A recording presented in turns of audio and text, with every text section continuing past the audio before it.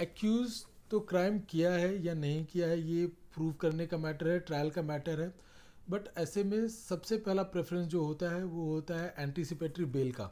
तो anticipatory bail के क्या ग्राउंड्स हो सकते हैं, कब उन्हें अप्लाई करना चाहिए, कब मिलेगा, कब नहीं मिलेगा, और क्या क्या हमें प्रिकॉशंस लेना चाहिए एंटीसिपेटरी बेल अप्लाई करते टाइम, ये सारी चीज़ों का हम आज के वीडियो में डिस्कस करेंगे। तो ये वीडियो आपके लिए बहुत ही इंपॉर्टेंट होने वाला है, बिकॉज कोई भी केस, कोई भी मैटर होता है, अगर किसी चीज़ में आपका गलती से नाम पड़ गया, एफआईआर में आपका नाम गलती से डल गया, आप किसी क्राउड का पार्ट थे और वो असेंबली में कुछ प्रॉब्लम हुआ जिसकी वजह से आपका भी एफआईआर में नाम पड़ गया, आपके अगेंस्ट पुलिस ने एफआईआर लॉन्च कर दिया, तो ऐसे में सबसे पहले पार्टीज ये चाहती हैं कि मुझे एंटीसिपेटरी बेल मिल जाए सो दैट मुझे जेल नहीं जाना पड़े।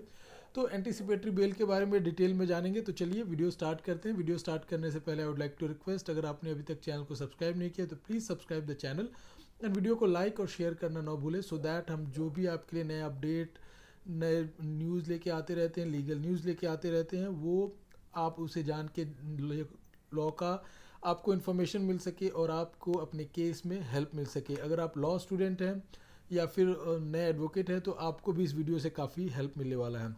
तो चलिए बात करते हैं सबसे पहले एंटीसिपेटरी बेल का। एंटीसिपेटरी बेल होता क्या है?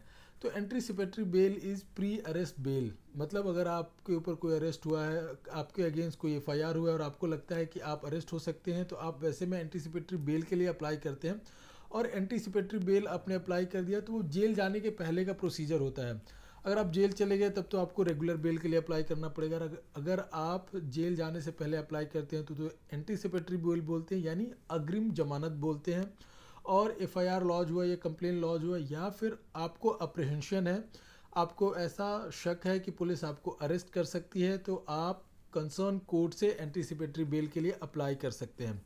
तो एंटीसिपेटरी बेल के लिए प्रोविजंस क्या क्या होते हैं? तो एंटीसिपेटरी बेल के लिए एक प्रोविज़न है सेक्शन 438, जो कि क्रिमिनल प्रोसीजर कोड 1973 डील करता है, जिसमें आप एप्लीकेशन सेशंस कोर्ट के पास लगाते हैं। देखिए ये बहुत बार मिस्टेक हो जाता है लोगों से कि एमएम कोर्ट के पास भी लगा देते हैं, बट एमएम कोर्ट उसको डील नहीं करता, सेशंस कोर्ट डील करता है। सेशंस कोर्ट में एप्लीकेशन जो है एंटीसिपेटरी बेल आपका लगाना चाहिए। सेशन कोर्ट को सारी अपना डिटेल्स रखना चाहिए। अगर सेशन कोर्ट फिर भी एंटीसिपेटरी बेल नहीं देता है तो आप हाई कोर्ट को अप्रोच कर सकते हैं। अब सेशंस के बाद सीधे हाई कोर्ट जाएगा, हाई कोर्ट को अपनी बात रखे, हाई कोर्ट में एंटीसिपेटरी बेल के लिए एप्लीकेशन लगा। अगर हाई कोर्ट भी नहीं सुनता है तो आप सुप्रीम कोर्ट को अप्रोच कर सकते हैं। अगर आपको लगता है कि कहीं ना कहीं मेरी बातें रह गई है, मेरी बातें पूरी तरह से सुना नहीं गया, तो आप सुप्रीम कोर्ट में भी लगा सकते हैं। तो इसके ग्राउंड्स क्या होते हैं? तो ग्राउंड्स देखिए, ग्राउंड में सबसे पहले तो याद है कि अगर आपके ऊपर कोई भी कंप्लेन हुआ है, कोई भी एफआईआर हुआ है, तो आप सेक्शन 438 में सेशंस कोर्ट को अप्रोच कर सकते हैं और ऐसे में आपको session court most of the cases में आपको दे देता है। और इसके लिए आपको करना क्या होगा? एप्लीकेशन के साथ अगर आपको लगता है कि आप निर्दोष हैं तो आपके पास जो भी एविडेंसेस हैं उसमें वो सारे एविडेंसेस कलेक्ट करके उसके साथ लगाना चाहिए, बिकॉज तभी आपको ग्राउंड्स क्लियर होंगे कोर्ट को और आप ग्राउंड्स कोर्ट को बता पाएंगे। जो भी आपके पास एविडेंसेस हैं उससे रिलेटेड, जो भी आपके पास अगर कोई व्हाट्सएप चैट भी है, कोई रिकॉर्डिंग भी है, तो वो भी आप दे सकते हैं कोर्ट में, वो भी आप एप्लीकेशन के साथ लगा सकते हैं। बट एंटीसिपेटरी बेल के टाइम बहुत सारे लोग कुछ मिस्टेक्स करते हैं। मिस्टेक्स क्या होता है? तो अगर आपके अगेंस्ट पुलिस के पास बहुत सारे एविडेंसेस हैं तो बेल लेना बहुत मुश्किल हो जाता है। बट मैं आई एम नॉट सेइंग कि इट्स वेरी डिफ़िकल्ट। देखिए क्या होता है कि आपके जो एडवोकेट है वो कुछ ना कुछ रास्ता निकाल लेंगे, कुछ ना कुछ वे आउट निकाल लेंगे, बट फिर भी थोड़ा सा डिफ़िकल्ट होता है। स्पेशली अगर ये चीटिंग, फॉर्जरी से रिलेटेड केस है तो ये ट्रिकी मैटर हो जाता है, बिकॉज मनी इन्वॉल्व होता है, मनी में लेन देन इन्वॉल्व होता है, पैसे के मैटर में थोड़ा सा प्रॉब्लम हो सकता है। तो इसे हैंडल करना थोड़ा सा डिफिकल्ट होता है, but it's not impossible, because we are also handling various cases like this. तो थोड़ा सा ट्रिकी हो जाता है, थोड़ा सा मेहनत ज़्यादा हो जाता है वकील साहब के लिए, बट इसमें भी आपको एंटीसिपेटरी बेल मिल सकता है। अगर मैं जैसे रेप या मर्डर की बात करूं केसेस का, तो उसमें आप देखें कि आप प्ली ऑफ एलिबी का एक्सक्यूज़ ले सकते हैं। प्ली ऑफ एलिबी मीन्स अगर आप उस जगह पर प्रेजेंट नहीं थे एट दैट टाइम, आप किधर और थे, उस डेट को आप किधर और थे, उसे प्ली ऑफ एलिबी बोलते हैं। तो आप उस जगह पे उस टाइम के इंसिडेंट जब हो रहा था तब आप उस जगह पे नहीं थे, ये आप दिखा सकते हैं अपने कॉल डिटेल से, आप अपने मोबाइल के लोकेशन से आप ये कोर्ट को बता सकते हैं। या फिर अगर आपने ट्रैवल किया हुआ है तो ट्रैवल डिटेल्स, ट्रेन के टिकट्स, फ्लाइट के टिकट्स या फिर होटल का बुकिंग, ये सारी चीज़ें आप दिखा सकते हैं। ये सारी चीज़ें फिर भी एक बार इजी हो जाता है।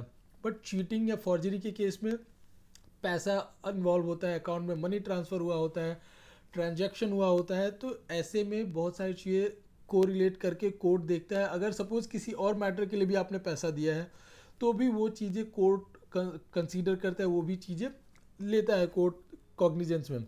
तो ऐसे में आपको बहुत सारे एविडेंस कलेक्ट करने होते हैं, अदरवाइज आप जेल जाना पड़ सकता है। तो प्रूफ आपको स्ट्रॉन्ग बना के कोर्ट में सबमिट करना होता है।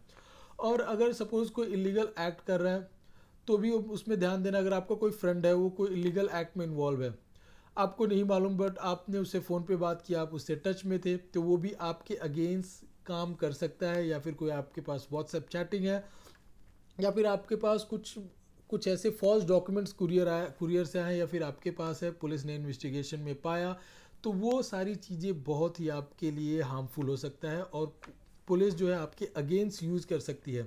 तो लेट मी टेल यू कि ऐसे किसी केस में अगर आपका नाम आता है, आपके ऊपर एफआईआर लॉन्च हो जाता है, आपसे अगर पुलिस इंक्वायरी करती है, तो आप पुलिस के साथ कोऑपरेट करें, उसको सहयोग करें। अगर आपके पास सेक्शन 41 का नोटिस आ जाता है सीआरपीसी का, पुलिस इशू करती है, तो आपको कोऑपरेट करना है, आपको पुलिस के साथ जाके बात करना है, पुलिस को डिटेल बताना है कि भाई मैं इसमें इन्वॉल्व नहीं था, ऐसे ऐसे मैटर्स था, मेरा कोई इन्वॉल्वमेंट नहीं, उनको डिटेल में बता सकते हैं, बात कर सकते हैं। अगर आपको लगता है यू आर हैविंग अप्रहेंशन, अगर आपको शक हो रहा है कि पुलिस आपको अरेस्ट कर सकती है, तो आप ऐसे में एंटीसिपेटरी बेल के लिए आपको अप्लाई करना चाहिए, सो दैट आप अरेस्ट नहीं हो सके और प्री अरेस्ट बेल, अग्रिम जमानत आप ले सकें, और ज़्यादा से ज़्यादा एविडेंस जो भी आपके फेवर में है वो कलेक्ट करके आप अपने एप्लीकेशन के साथ लगाएं, बिकॉज आपके लिए बहुत बड़ी प्रॉब्लम क्रिएट हो सकती है, आप जेल भी जा सकते हैं।